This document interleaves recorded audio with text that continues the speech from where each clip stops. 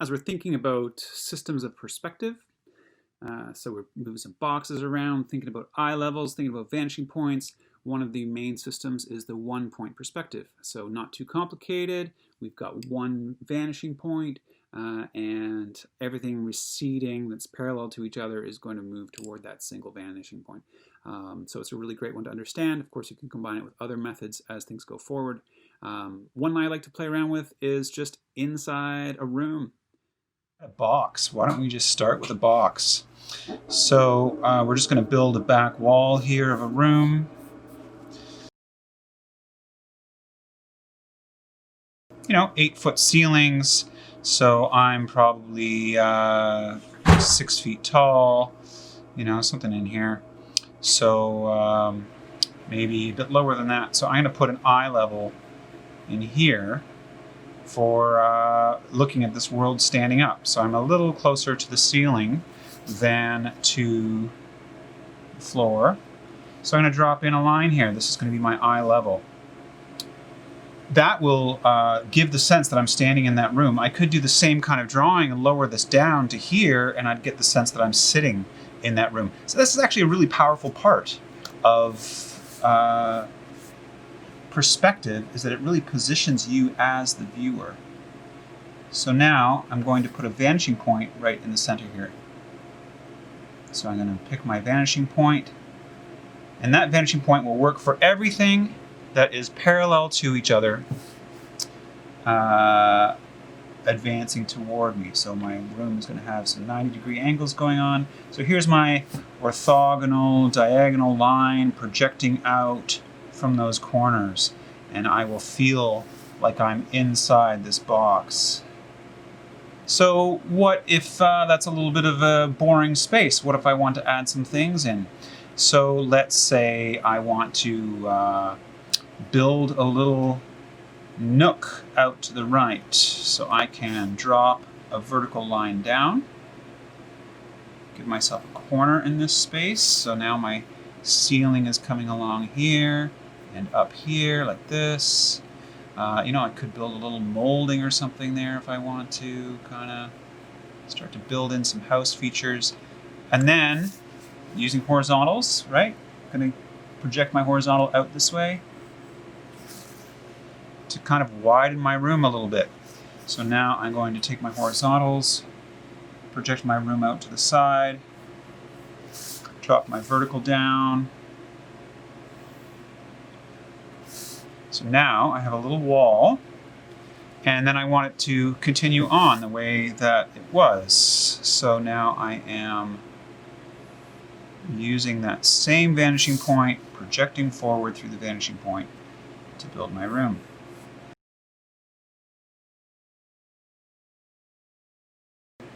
So I'm going to pick the height of my window,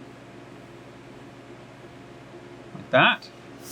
And then to make that come forward in space, I will use my vanishing point to pull those lines forward so that the window is larger where it's closer to me, and it shrinks as it recedes back.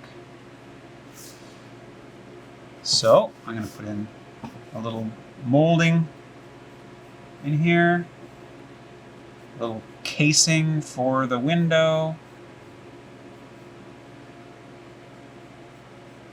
and of course where this goes in, straight horizontal, straight horizontal, straight vertical, but then this projects forward using my vanishing point to give me the inside of the window, give us some depth there. Let's just put in little other window action.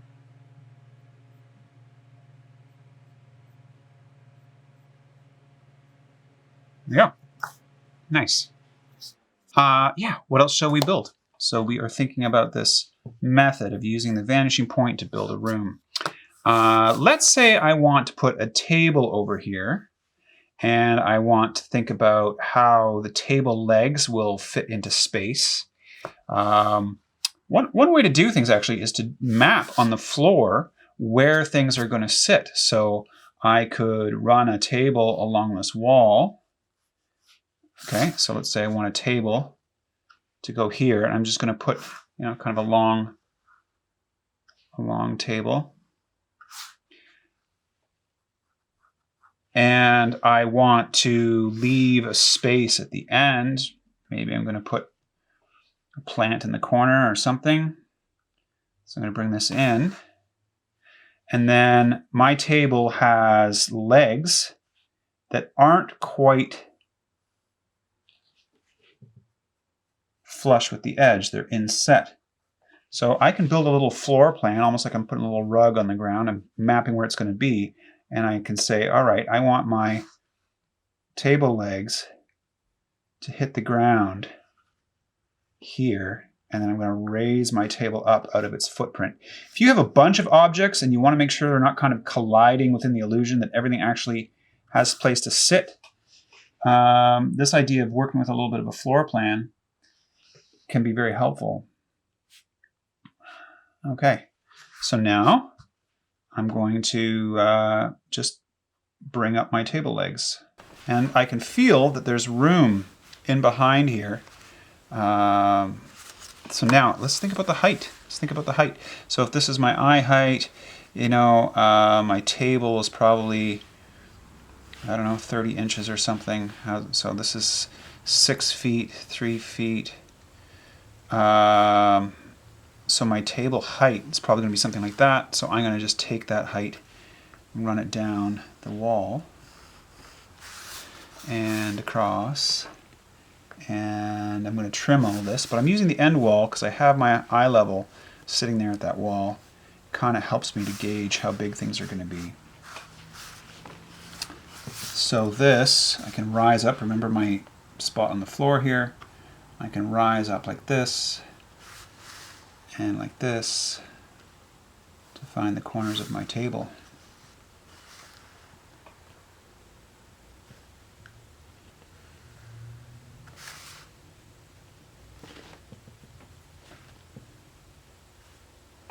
This is the one that rises from there. It's going to come to here. So there's the front face of my table. Use my vanishing point back there to take it all the way back. But I'm going to stop when I hit this line on my little carpet template on the ground. That tells me where I need to stop this. Come down. Here's the other part. And then across, like this, putting in a horizontal.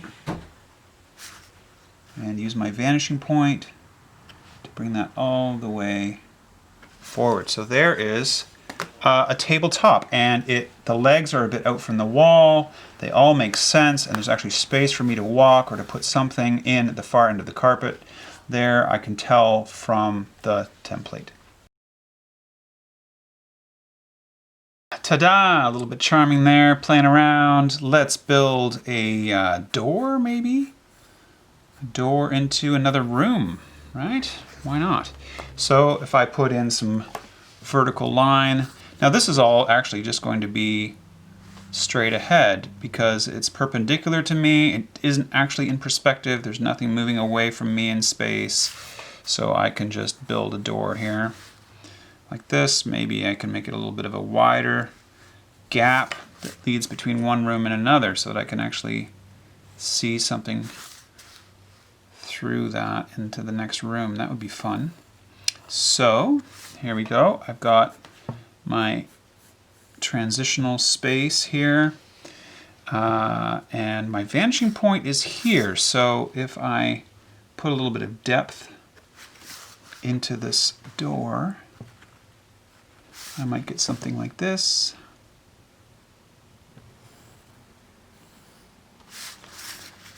And then a straight horizontal for the top. So yeah, I don't see that much of the top of the door frame because I'm standing up and I'm going to walk through that space and I don't want to hit my head. But I see lots of the floor here on my way through. So yeah, I could bring that down a little bit and do some kind of molding if it's an older house that has such kinds of things.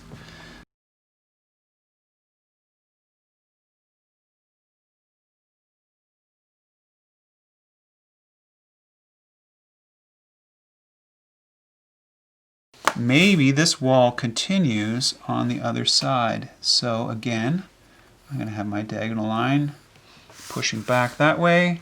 I'm going to have this diagonal line pushing in here for my ceiling. And there we go. Now I can see into the next room. I've pushed my way back through, and I put a little horizontal in here. So 1 point perspective, everything is setting up in parallels, vertical, horizontal, and everything else goes to this point. Let's put a window in there. Let's put a window in there that matches this one in terms of height.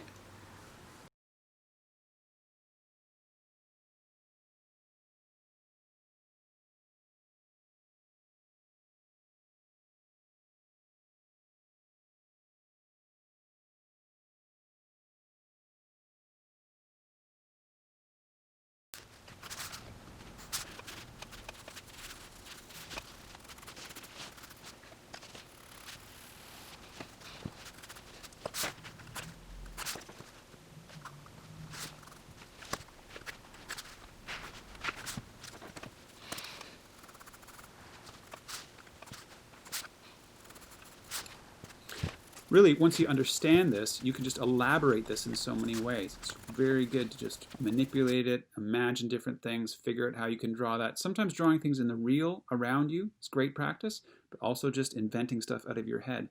When you really understand different methods of perspective, you can, yeah, all kinds of things you can invent. There is no limit to the imagination. So some kind of lamp. Yeah, so this is interesting, right? Think about the vanishing point. I can see the top of this. It's quite a bit below eye level.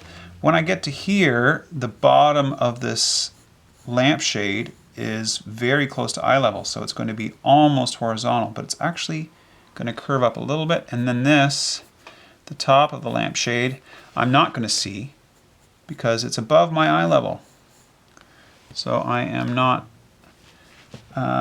looking down at that.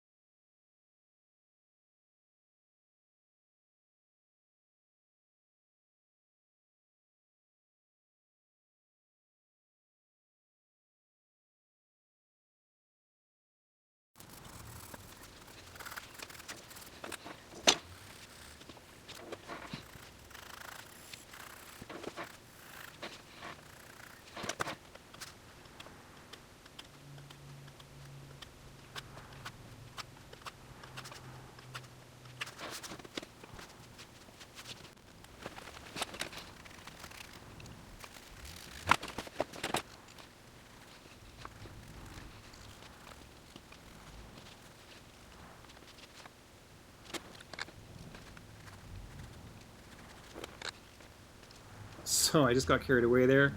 Got the watercolors, a little splash of color, and just let your imagination go, right? There's no limit to where it can go.